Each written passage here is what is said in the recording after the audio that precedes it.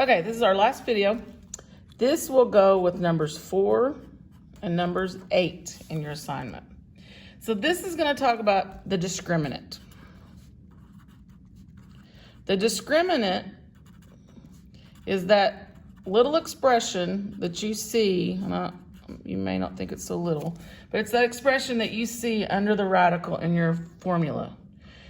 You can determine how your answers, you can't determine what your answers are, but you can determine how many you have by just that discriminant. So I posted on this lesson in Alex, I posted a little cheat sheet for this. I'm also going to write it here.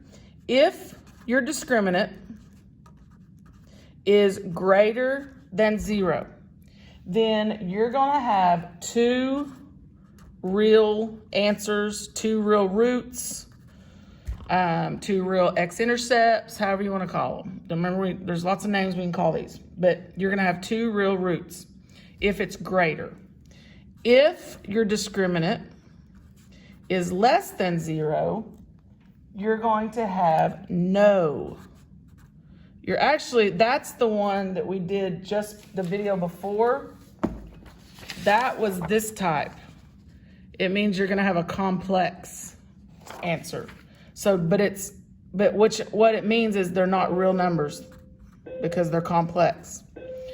So this one has no answers, no real answers. It has 2 complex roots.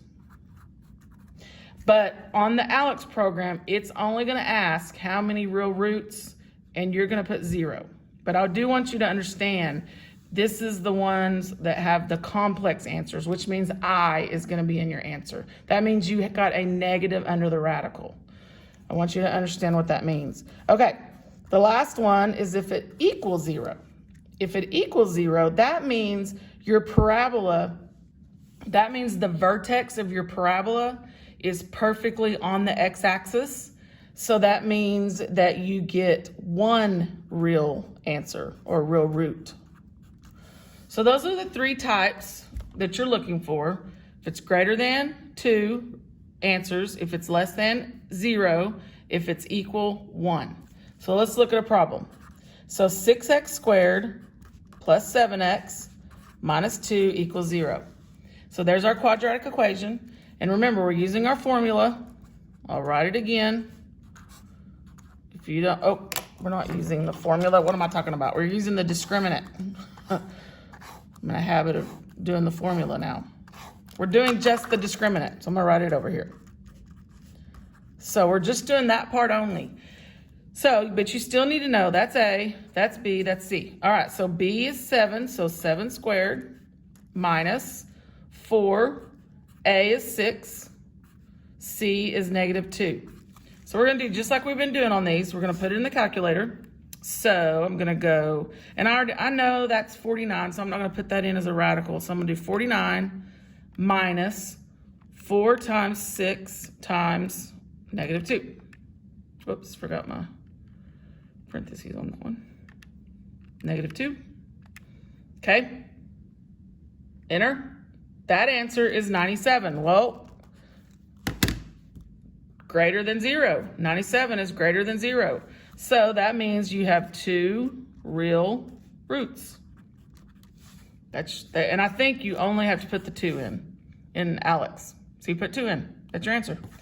Okay, the last one I'm going to do is negative 2x squared minus 4x minus 5 equals 0. And again, we're using the discriminant only. So I'm going to do B, which is the negative 4. So negative 4 squared minus 4 times negative 2, which is A, negative 5, which is the C. So negative 4 squared, so negative 4 times negative 4 is 16. So that's going to be 16. And then I'm going to put the rest in. So 16 minus 4 times negative 2 times negative 5.